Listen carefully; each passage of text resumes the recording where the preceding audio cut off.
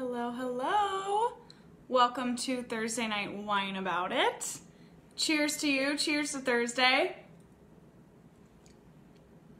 Drinking red wine tonight. So every Thursday night, I'm here live on the Facebook page at Basically at Meals, 5:30, sipping some wine and bringing you a health or nutrition tip that is really going to change your life. Simplify nutrition, simplify all the confusing information out there, and really give you easy, clear steps that you can implement into your life, because nutrition information is no good if you don't know how to implement it into your life to make your life actually better. So my name's Hayley. I have a degree in Nutrition and Exercise Physiology from Mizzou. I have many years of nutrition education experience. So my first job was a nutrition education job, and I really discovered that that was my passion, was educating people and helping them implement simple nutrition things into their lives just one step at a time, because that's all that matters. It's just one step at a time. I ended up quitting my corporate job to found my own company, which is Basically at Meals. We do healthy, delicious, and delivered meals, gluten-free, dairy-free, right here in St. Louis. So I love feeding people. I love helping you improve your life, feel better, have more energy, live the best life you can because of your food, because your diet is supporting you in that. So February is Heart Health Month, hence the red wine, which,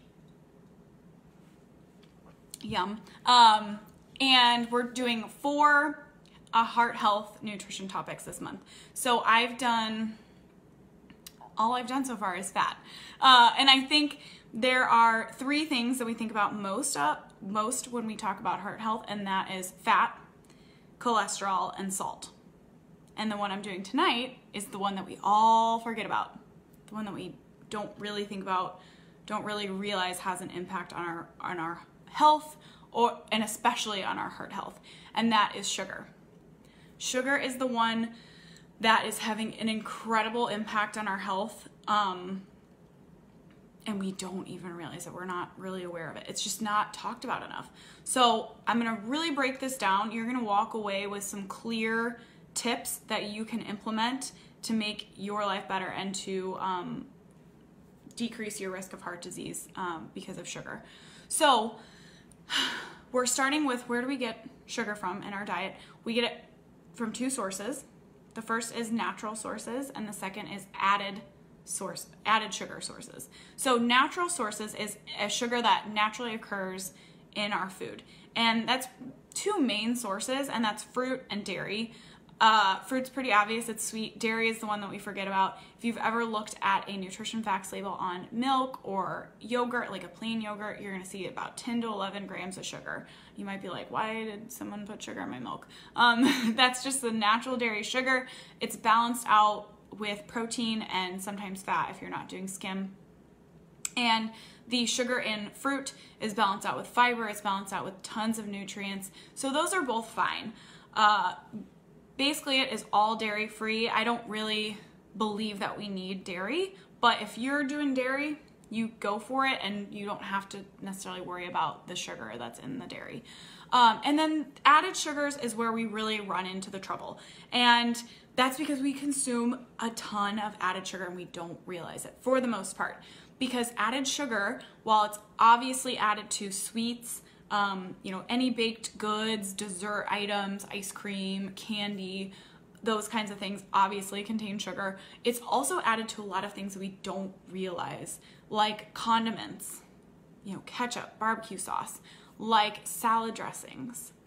Yep, most salad dressings are gonna have sugar in them, like beef jerky. Yep, like frozen meals that you get in the freezer section. Yeah, so there are certain places where we know we're gonna get it, and then there are certain places where we don't think that we're getting it, but we are. And I would say 80 to 90% of processed packaged foods contain sugar. And there's a reason for that. Sugar tastes really good, even if we don't know that we're tasting it. So if we're eating something like beef jerky, where it's obviously not sweet, our brain is still having a reaction to it that we're not aware of. So it is in the food companies, the food manufacturers' best interest to add sugar to items, because we really like it. Even if it's not sweet, we really like it. Our brains really like it. And there's a huge reason behind that that served us very well many years ago, but is not serving us anymore. And so we just start with awareness.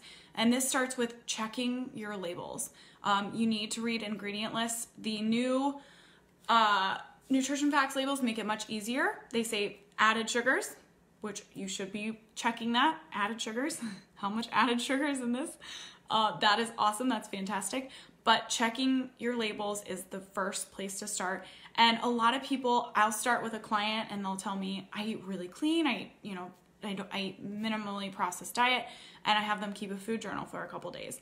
And it's eye-opening how many processed packaged foods we really eat, and we don't even realize it. It's just so natural and mainstream, and it's part of our habits. It's part of our habit, and we don't realize that we're consuming all of these processed packaged foods. So it starts with awareness. It starts with checking those labels and how much are you actually eating.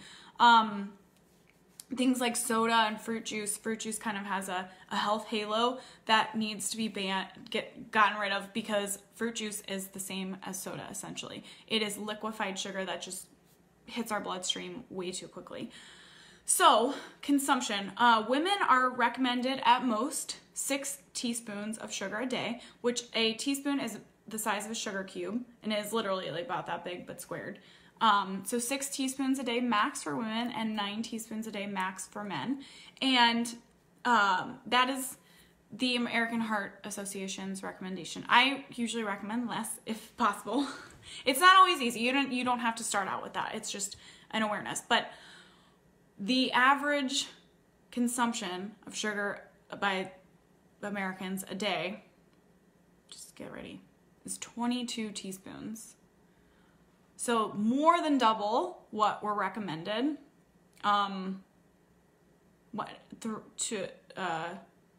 Quadruple for women, 6 times. Yeah, it's a lot. We're consuming a ton of sugar a day. That 22 teaspoons of sugar a day equals 66 pounds of sugar a year that we're consuming.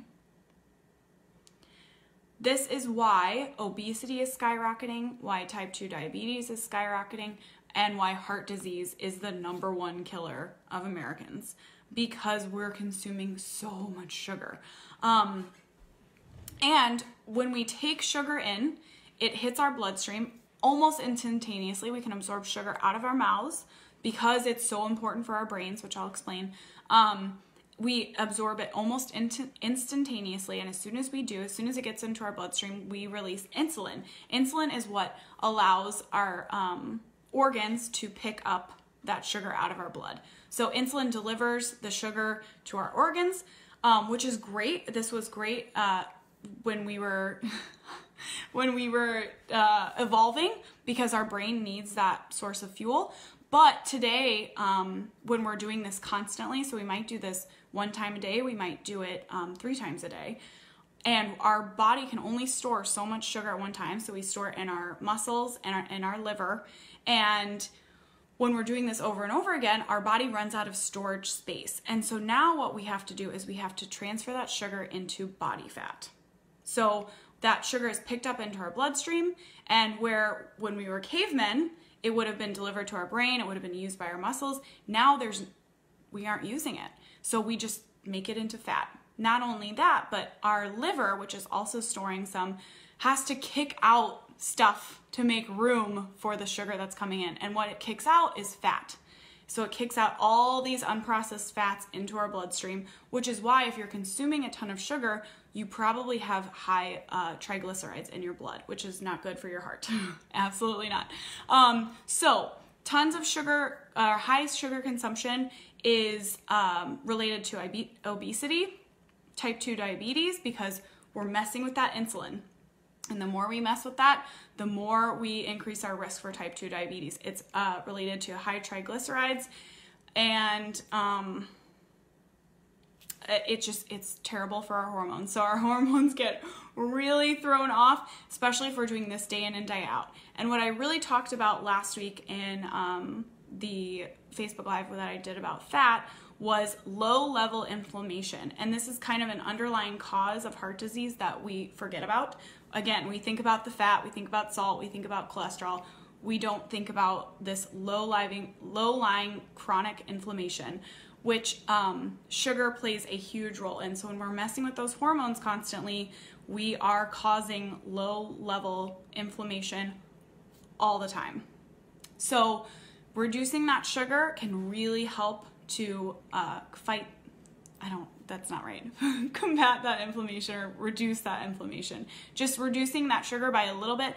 Again, this is not a cold turkey, cut it completely out of your diet. This is cut it down little by little, and that can really help to reduce that inflammation. So sugar is our brain's preferred source of fuel, which is why back when we were cavemen, back when the species was developing, our brain decided, okay, if this is what I need in order to survive, then I'm gonna make it really lovable. So now when we eat it, it has this super addictive quality, and that's on purpose. But that quality, or that addictive quality, is no longer serving us, because back in the day, we might have had access to fruit, maybe at one time during the year. We never had access to anything that was condensed or concentrated.